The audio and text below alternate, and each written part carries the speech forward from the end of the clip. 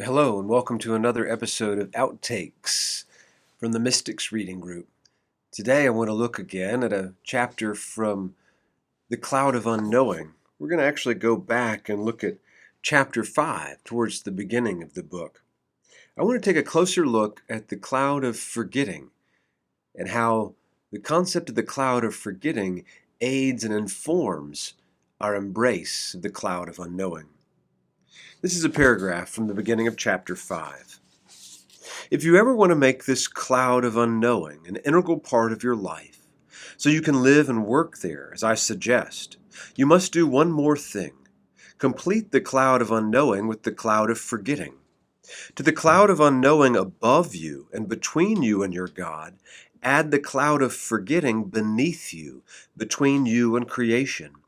If the cloud of unknowing makes you feel alienated from God, it's only because you've not yet put a cloud of forgetting between you and everything in creation. When I say everything in creation, I mean not only the creatures themselves, but also everything they do and are, as well as the circumstances in which they find themselves. There are no exceptions. You must forget everything. Hide all created things, material and spiritual, good and bad, under the cloud of forgetting.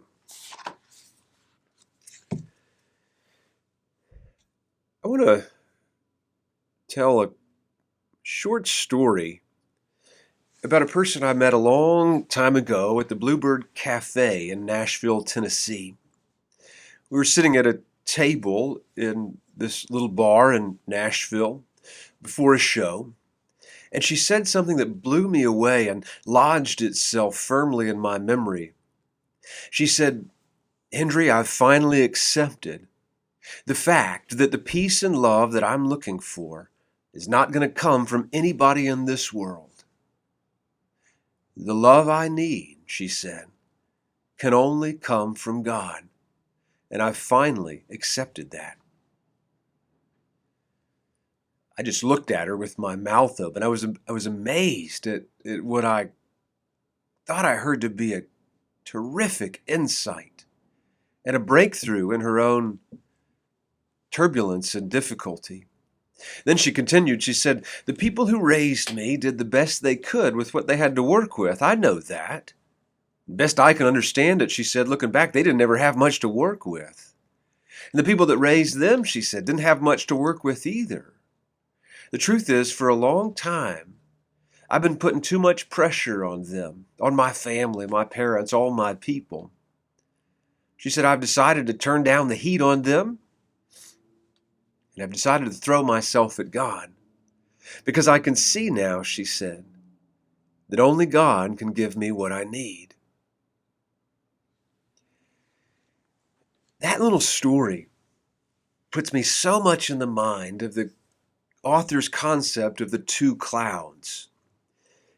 My old friend in Nashville realized back then that she needed to tuck herself up against and bump up against and press up against the cloud of unknowing, the mystery that is God.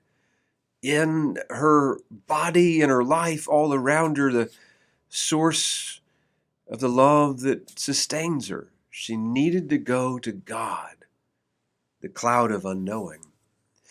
But she'd been hung up because she was looking for consolation and satisfaction in all her areas of emotional and spiritual need from the people in her life, namely her family. And the people in our lives are never as equipped to love us as God is.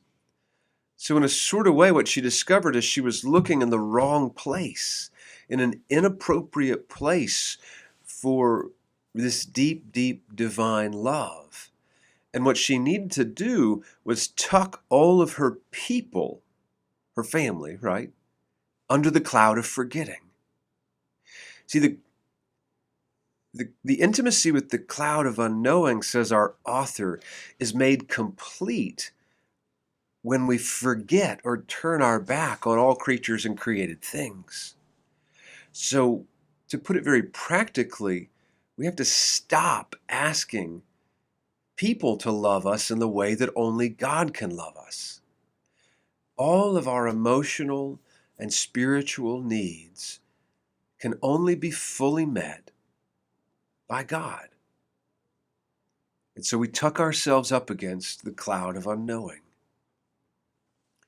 And we gently put a cloud of forgetting between ourselves and everything and everybody else.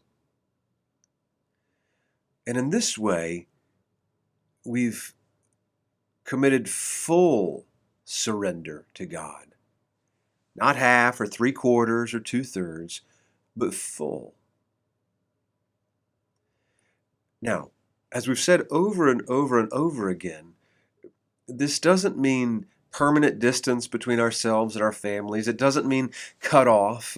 Cut off, frankly, never works.